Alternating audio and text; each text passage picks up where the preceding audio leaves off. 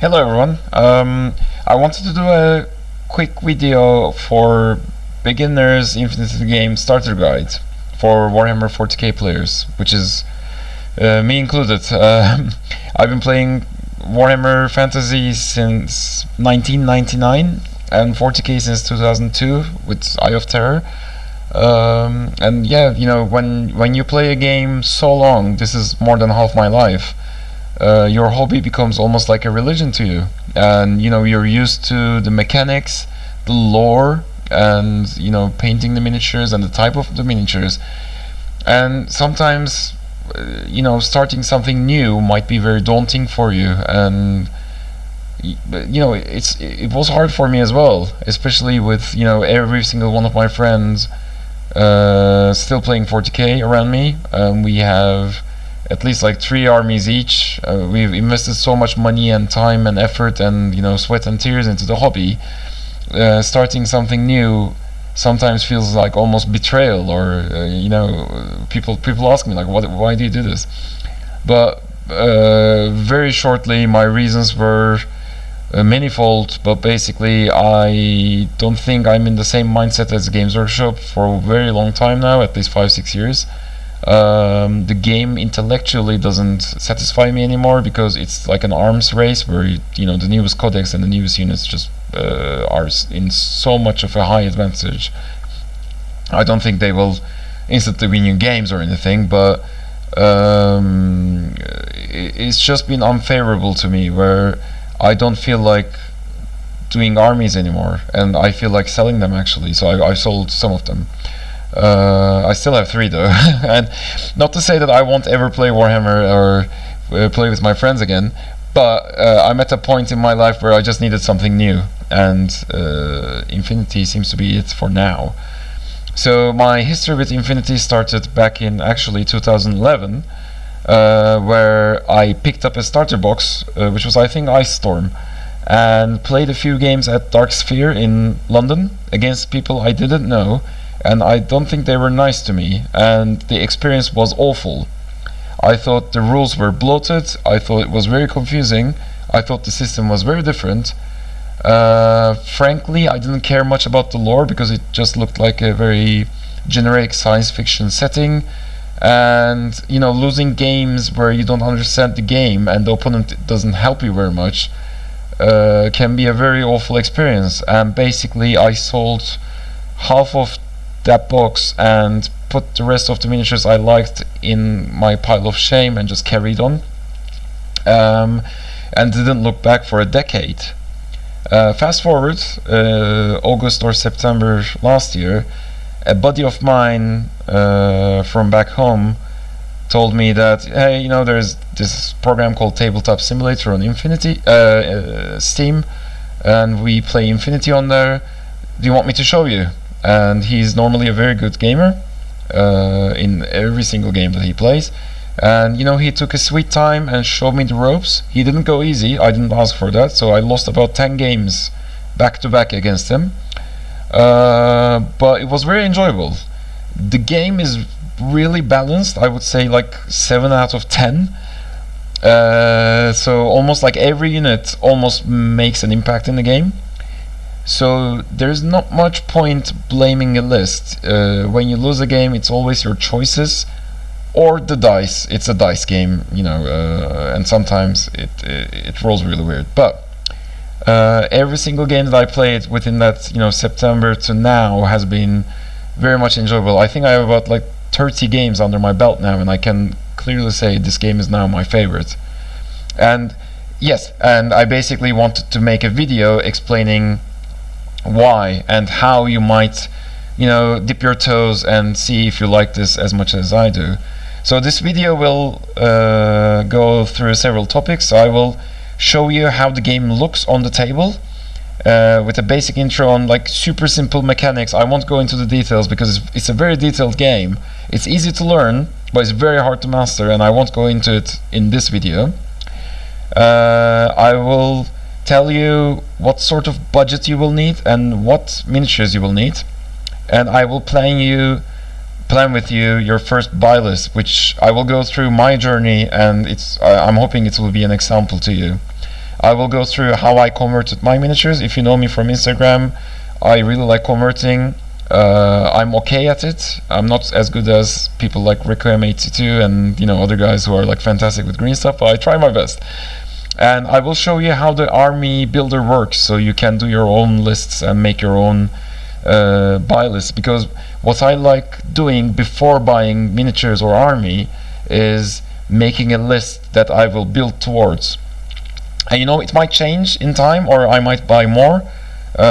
Say that you want a 1000 point 40k list, I will hit that and then continue building up to like 1500, even though I only play 1000 point armies, because you want options, and you might like some things and realize some things are not for you. Anyways, I will jump into Tabletop Simulator now and tell you about the basics and how the game basically works, so you have a sort of an understanding on how things are. So I opened the map here, which is sort of like Tatooine type of place. I laid some miniatures and some cards, and I'll just go through. So Infinity is a game very much like XCOM on PC, where you have 10 to 15 guys. It's very mission oriented, and you're basically, every single guy is like a specialist apart from the most basic line troops. So you have your elite snipers, sneaky stalkers, hit pieces like heavy machine gun troops, or Spetsnaz parachutists coming from the side, or power armored like Space Marine type of guys. And you have your paramedics, engineers, hackers. Hacking is sort of like magic here, so you can do very weird stuff like shut down enemy power armor, or take control of like an enemy dreadnought type of power armor suite, or counter hack someone through like a repeater Wi-Fi and kill them outright, like Ghost in the Shell type of stuff. So it's pretty cool. There's a lot to go into, but basic mechanics wise, you have an order pool, which is these green ones. So every single trooper you have creates one order, and there are different types of orders, but I won't go into that. And you can have 10 orders in a 10 orders in a group total. So 10 guys in one group, and then 5 guys in another group, or like 8 to 7, however you want to balance it, but you can have 15 in total. It's usually good to build up to 15 in a tournament list, so 300 points, or like a normal gaming list. But there are various lists which do like 12, or they have other means of generating orders. So but today's example is my list. So Tartary Army Corps, I play basically like the Russian faction, if that makes sense. So it's low-tech conventional warfare. So we will have conventional rifles, sniper rifles, missile launchers against people with power armors and hacking and stuff like that. So it's a very asymmetric battle of like camouflage, ghillie suits, hiding and stuff. I'll explain my faction a bit more later on, but basically you have orders here, you flip them, you activate a miniature, kind of like Kill Team, and then you play with it, and then go on activating a second one. The difference is there's no limit on how many orders you can spend on one trooper. So as long as this sniper girl is alive, I can spend, if I want, all 10 of my orders on her. And the way that the game justifies this is it's basically saying there's an action camera, like a movie, and for that turn, however orders you spend on this girl, the camera is following her. It's not that the other guys are paused, they're still covering their corners and doing stuff, but our hero is this one, as long as you spend that order and move her. So most of the time in a turn, you will spend like 3 or 4 orders on one guy, try something, if it works, continue maybe, or try something, do it, and then move on to somewhere else and do something else, and then move on, and so on. Now, each game of Infinity is only 3 turns, unlike 6 in Warhammer, and those 3 turns are really, really quick, but the reactive player has a lot of role to play. So you're playing at the same time with the reactive player. The only difference is the active players activates the miniatures and plays with them, and the reactive players is watching the table to see who sees the active miniature. So, for example, These two miniatures are Penoshinia, which is kind of like the Ultramarines faction of the game, so they're like the most vanilla shooty army, and they have blue power armor. There you go. So let's say there is a bolt sniper and a bolt paramedic here, and in their turn they took up positions, so the sniper is taking cover there and the paramedics advancing through, and our sniper is seeing them both. So what happens is, in this game there's silhouette, so you make a silhouette and make this one a silhouette, check that if you can see them. So this is good, they can both see each other. So the second I activate the sniper and I say, for example, okay, the first part of my turn I'm gonna move her here, the reactive player, who's my opponent, says, hold on, I'm giving reactions. So because these two snipers, the sniper and the paramedic can see her, they can say, oh, the paramedic is going to dodge because he thinks the sniper will shoot at her, and the sniper will shoot back at the sniper, our sniper Russian girl here. And then we roll the dice and see what happens. So if the sniper with his second action might shoot at the other sniper and this guy would be dodging for free, or I would try a head-to-head against his dodge with my shot and get shot by the sniper over there, or I can split my fire, one to here, one to here. There's millions of choices you can make, but the good thing about this game is the reactive player or the passive player for that turn always does stuff. So you would have, imagine 15 guys here, a sniper covering, all of this place, and you will have other guys, maybe camouflage guys around hiding, or mines, or a plethora of things happening in the table. So you're constantly watching your opponent moving their figures while you're trying to get like angles on them. So it gives a really tense experience for those 3 turns where you play active, reactive, change, and then turn 2, and then turn 3. I hope that makes sense. The second thing I'll go quickly is basically the classified objectives, which is like tiebreakers, secondaries in Warhammer. So these are randomly dealt. So at the start of the game you will pick 2 without your opponent seeing, flip them, and then pick 1, and depending on missions you might have up to like 4, and you will try to do them. So predator is kill someone in melee, telemetry is some guy goes and try to mark an enemy trooper, which is dangerous. And then as you follow the main quest, which might be click these 3 consoles, or find an assassination target by hacking a console and try to kill them or stuff, you're constantly trying to do the secondaries as well, just in case you both do the mission and then you need a tiebreaker. So there's a lot to do on the table with very few miniatures and orders, and it's really, really cool. Anyways, let's leave here for now before I fry your brains, and continue in my journey on how I approached buying things for Infinity, because there's so many factions and so many miniatures and so many options that you can take, and sub-factions which are called sectorials and blah blah blah. So I knew I wanted to start Tartary Army Corps, which is a sub-faction or a sectorial of Ariadna. So fluff-wise, Ariadna is the first colonists who left Earth. So they were the Russians, the Europeans, mainly the French and the Scottish, and yeah, that's about it really. So they left Earth with the first mothership sort of thing, went into a black hole, like warp, and there were 2 motherships. One of them got lost with all the scientists, and the other ship crash landed into Dawn, the planet that they were trying to colonize. So Dawn is very hostile, like a death world in 40k, and they have many hostile creatures, and mainly the main one that was dangerous is the antipodes, which is like very large werewolf type of creatures. So Ariadnas use them as like attack pieces as well. So they have like antipode assault packs where there's like 3 werewolves hidden, and they run at the enemy. And they have actual werewolves where the antipode bites a human as they're pregnant, and the child becomes like a werewolf thing. So it's a weird faction where you have like crazy Scottish werewolves and drunk Russians and Frenchmen and stuff. And I like them because so this is the starter pack for them. For example, the Russians.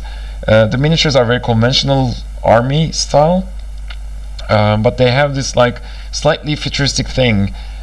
So I didn't want to do like a power armored faction right away with hacking and stuff. I wanted to delve my toes deep into something which felt like playing Wood Elves, for example. So you have a lot of hidden tokens, everyone's like glass cannon, and it's very tricky, but it's very conventional fighting style.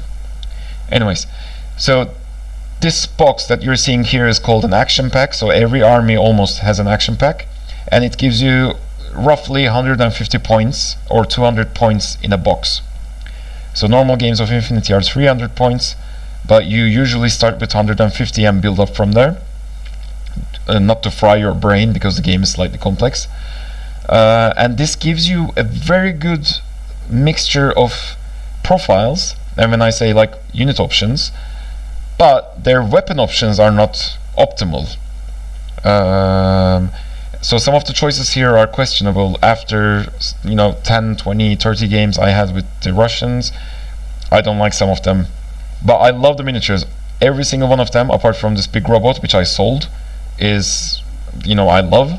So I decided to convert them.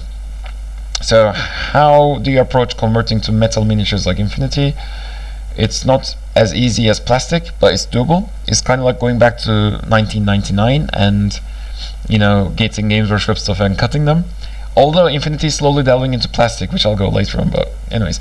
So I found this guy who does 3D prints for Infinity weapons.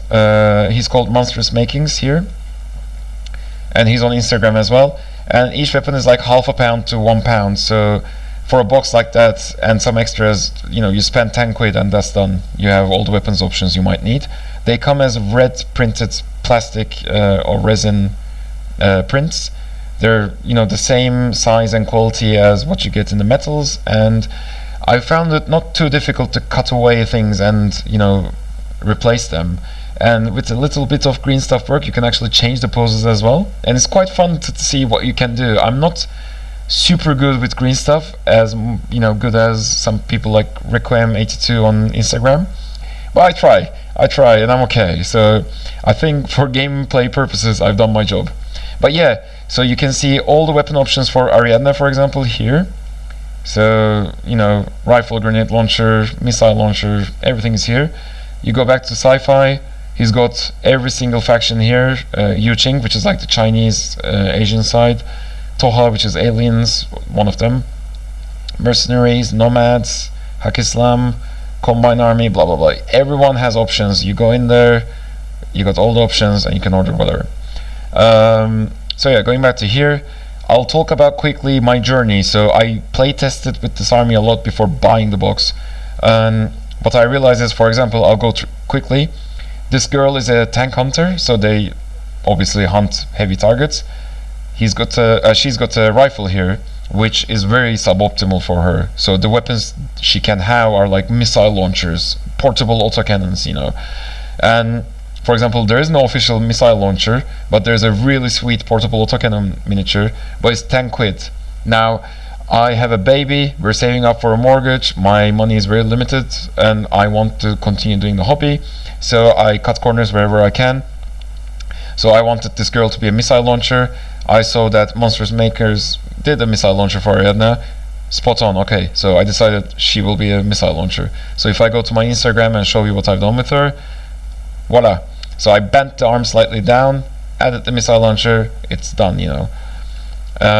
So this guy is a veteran Kazakh, which is like the heaviest assault piece that you can have.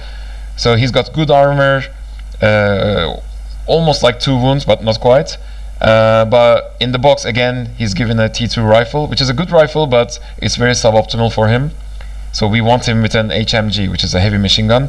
Again, went to Monstrous Miniatures, got an HMG, and then I basically bent his arm, did like a bit of green stuff there, which you can see if you look closely, and added the HMG. He's my HMG guy now.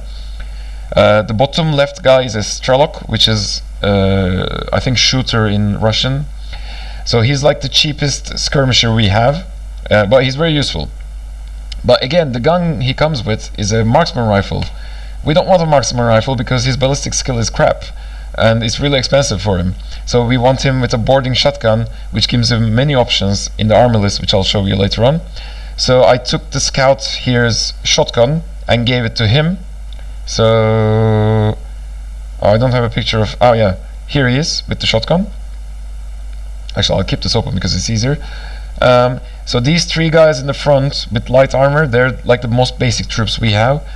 Their kit is fantastic. We will use them in every single army list, and they're great, and they come in this box, so we're very happy with them. This guy is a Frontnovic, which is like a medium class infantry we have. The good thing about Frontnovics is that they have many options. They got a good sniper, a good engineer, sorry, a good engineer, a good rocket launcher, and a good light machine gun. The box comes with an engineer option, which I use about half the time, depending on the mission. But the engineer in the army list has an option for a light rocket launcher. So again, go to Monsters Miniatures, get a light rocket launcher printed, and add it to his back here. I mean, you don't have to do it, you can proxy. And the good thing about Infinity and the players is that they expect you to proxy things. Even the rulebook says you can proxy if you want. Now, coming from a Warhammer 40k background, I like converting my miniatures and showing what you get to my opponent. But saying that if there's my right launcher here, but you tell your opponent this guy has one, fantastic, perfect. Anyways, continuing on. Like I said, I sold the Ratnik. I don't really like the miniature, it doesn't do anything for me. This guy is called Vasily. He's like a special tank hunters character. I haven't built him yet, but I might use him. He's got a couple of options which might be interesting, but for now I was fine. And this is a scout.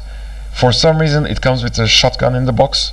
I think it's like the least interesting option you can have, because the scout can have a special Russian hunting rifle called Okotnik.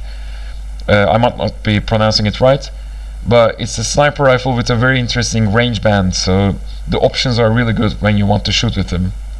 So I gave him a sniper rifle here, and then later on I made a second scout with an Okotnik, so I'll show you later on.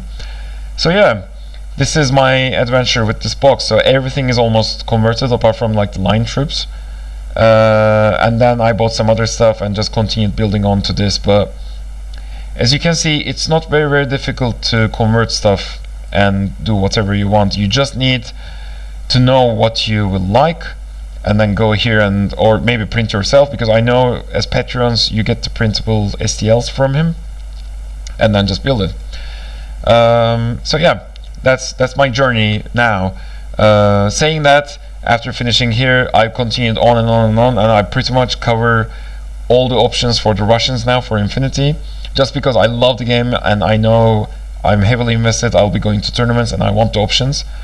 But yeah, this would be a good starting point. Now, saying that, if you and your buddy decide on a starter box, and there are many starter boxes for £100, I think, that comes with very good terrain, 2 factions, playable dice and rulers and everything, and the tokens, go for it. And you can do the same journey I have, so test play maybe without painting or converting them, and then decide what you like and what you dislike, and then buy the guns and then convert them and paint them. Or if you have the money and you don't mind buying extras, just buy them, because basically the Tank Hunter girl has many options. There's an AP HMG miniature, there's a portable autocannon miniature, so you can go and buy them. Like I said before, my reasons were budgetary, and you don't have to follow that. I'll quickly go through the army builder as well, because this helped me realize what I wanted to buy and my building list. And I think coming into this fresh might be a bit daunting for new people, but this is the official army builder for Infinity, made by Corpus Belli, and it's a really good program. If you make a profile like here, you can go to tournaments and upload your list automatically, which you have to do. And also, if you have the app on your phone, the app and the browser are linked, so you can go to server here and open your lists. And I love making Infinity lists on the phone, on the train, or going somewhere. it's quite fun. It's like a really nice pastime for me now. It's really intellectually engaging for me. Anyways, coming here to Ariadna, again using myself as the option, but you can use any of these for building your own troops. So in Infinity you can build armies in two ways. You can either do vanilla, so every faction has a vanilla on top. So Ariadna has a vanilla Ariadna, Hakislam has a Ariadna Hakislam, nomads, blah blah blah. Or you can do sectorials, which is like a more specialized way of playing it. So you will say, oh, I'm only playing the Scottish guys, I'm only playing the French, I'm only playing the Americans, I'm only playing the Russians. Or, there's other stuff, but let's not go in there. So the good thing about the vanilla is it has every single miniature option in all of these sectorials. So you have a good selection of specialists to pick from. The downside is if you pick a sectorial, you can form a thing called fire teams, which is like small squads. So you can have a fire team of 5 guys, 3 guys, or 2 guys, and they will activate together. They won't all shoot together in one activation, but it means that you can move on the table quicker, and they support each other. So the shooting guy will have better ballistics because the other guys will point at it for him or cover the other corner, so they will know, a ninja coming through the corner or something. And the downside of that is basically because, as you can see from the Tabletop Simulator, the game has so dense terrain, moving 5 guys at a time might be very problematic, and also it makes you vulnerable against like missile launchers where one missile with a blast template can kill all the guys at the same time. So it's give and take, it's pluses and minuses. Anyways, I picked the Russians, so we're going with the Russians. So going into here, on the right we have our full list here. On the left we have all our options, and when we click on them we have all the options within the options. What I mean by this is line Kazakhs are our most basic troops, like these 3 guys here, and these are the options that you can buy. So the cost is here 9, 23, 13, blah blah blah blah. SWC is special weapon costs. So for every 50 points that you're playing you get 1. So in a 300 point game, which is the tournament or the normal size, you get 6 SWC. So with SWC you buy things like missile launchers, heavy machine guns, sniper rifles, hacking devices, or expensive equipment like visors which see through cover, and so on. So those are like the shiny toys that you play with, and there's a limit on them. So let's say we bought this box but converted as I converted them. So I will get 1 rifle Kazakh, which will be our lieutenant, so he will be like a hidden commander of the whole fire team or section or sectorial. So if he dies we're in trouble, but because he's just a pesky line Kazakh, he's pretty well hidden within the fire team, so my opponent will probably don't know who it is, and it's hidden on formation, so he doesn't know who my headquarters is or lieutenant is.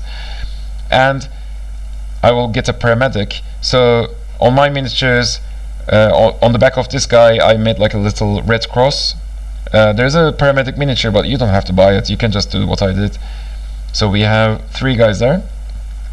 So as you can see, it says special skills fire team core. So core means they can form a fire team of 5 guys. So and on down he says special fire team core, 5 guys, up to 1 Front-Novik can be a part of a fire team core line of Kazakhs. So Front-Novik is the engineer guy here. So we're trying to build up to 5, yeah?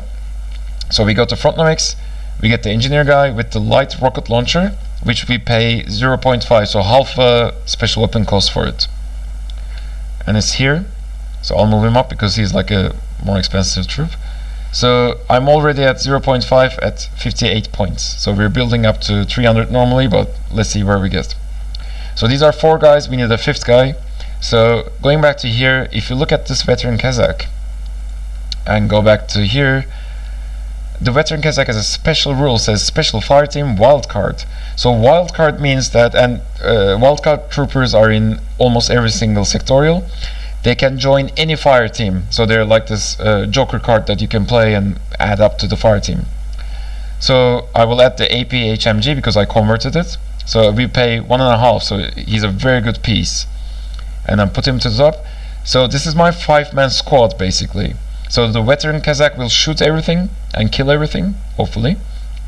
He's got good ballistics, good physical, good armor, and he's got a lot of special rules here which I won't go into. But he's a really good head-to-head combatant, so he can pretty much take on like snipers and other heavy troops and so on, because he's got like an armor-penetrating heavy machine gun.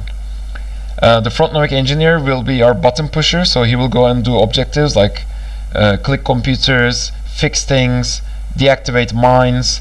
He's got a really good rifle which does like double damage, and he's got a light rocket launcher which is a very short range but very high damage rocket launcher. So you know, just in case he finds like 3 guys hugging each other, you can just blast template them and then kill them all. And he's got D-charges, which is useful for blowing up objectives if the mission calls for it.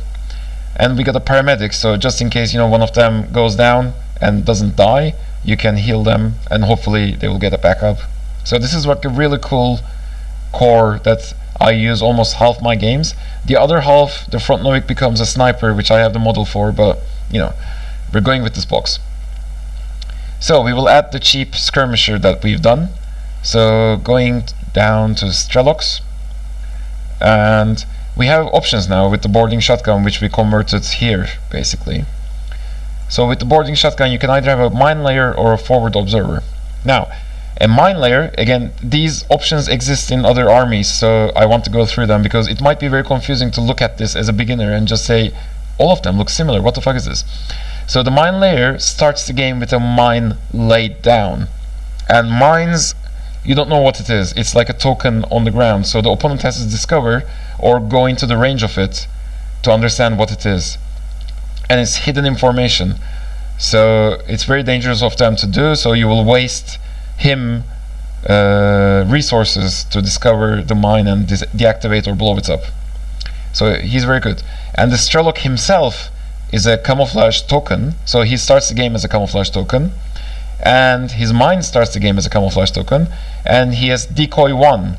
So going back to Tabletop Simulator, so this is a Sherlock, for example, with the boarding shotgun. This is the original miniature. So when I deploy him at the start of the game, I will have a decoy of him, and going here, sorry, this, yeah, there we go, and a mine. So this is how my opponents will see them at the start of a game. And you know, I will deploy him here, and they have to be within 8 inches to each other. So I will deploy my mine here, sorry, this is the mine, and the decoy there, and the main guy is here. So my opponent sees 3 tokens and he doesn't know which is which or what is what, so it's very annoying for him to deal with this, and he's only 21 points and a half SWC. So what the forward observer is forward observers are the guys on the ground before this mission started who knew what the mission was about. So they know what to click, they know what buttons to press, they are the guys who can activate things and do the objectives for you. Apart from that, they have a targeter thing, so they can forward observe other enemy targets and mark them, so your guys can hit them easier, if that makes sense. And they have a flash pulse, which is like a flashbang, but it's like a ranged weapon, so you can stun your enemies with that as well. So it gives you many options, this forward observer, and it's a good option to have. So let's have a mine layer though, just to annoy our enemies with all the tokens. But just remember, the mine layer has only 1 more token as a mine, and the forward observer has the camouflage token and the decoy, which I showed you earlier. Yeah. And going back to here, we will get the scout with the sniper rifle, let's say, and I will get the Okotnik option here, but let's get him as a forward observer as well because I like him, and he will do our objective. So the scout has a skill called infiltration, which means he can deploy up to half my table edge instead of the usual 12 inches. Or he can risky try a 50-50 chance to deploy into my enemy's deployment zone, which is very cool. So yeah, so basically I bought this box, converted all the miniatures, and this was my starting point, 155 points, 2.5 SWC.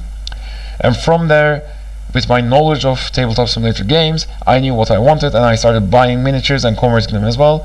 And then I, built many lists and many options now. So I got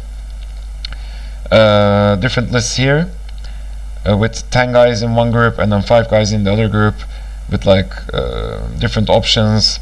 So the good thing about Infinity is before you make a list, you roll for the mission with your opponent, and this might be a tournament a week before, or this might be the night before you meet up for an battle, and then you guys quickly do your lists, or slowly, and then prepare for it, and then show each other courtesy lists.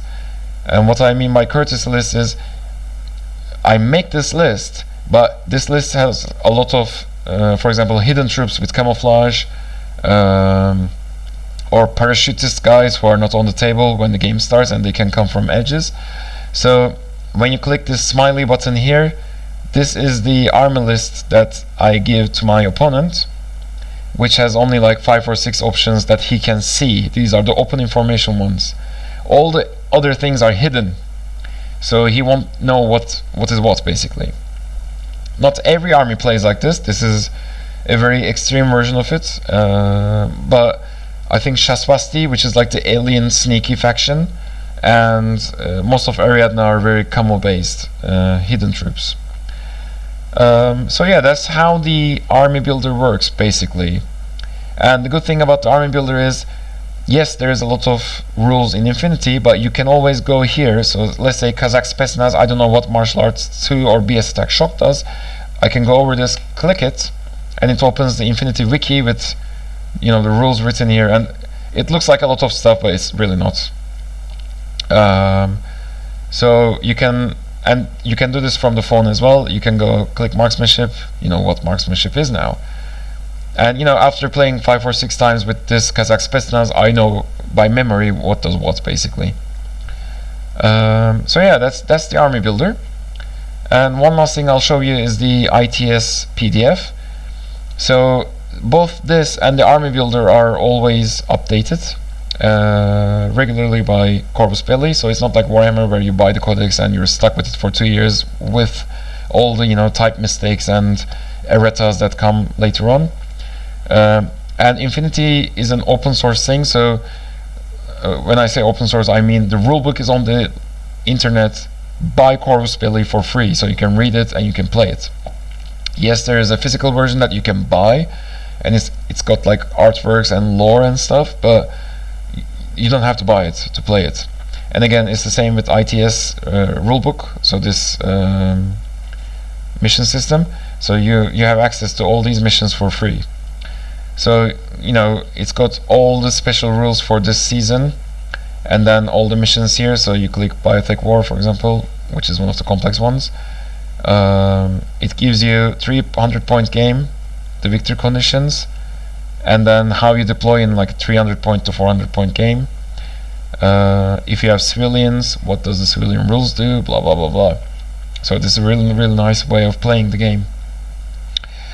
And that's about it, guys. Sorry for rambling for so long, but yeah, I've been playing the game for about 5 to 6 months now, and it's really been a good journey for me, like both mentally and hobby-wise, painting something different for a while, and playing a game which is very well thought of and intellectually very engaging. Like after every game, I feel tired, but very satisfied, even if I lose it. So it's a really cool game. I hope this sort of guide helps you start the game. If you have any questions, please write down below or ask me on Instagram. The phone is with me all the time. I will try to reply and give you advice. I don't know all the factions, but I'll ask my buddies who know if I don't know. So yeah, stay safe out there and keep on hobbying. Thank you very much for listening to me. Bye bye.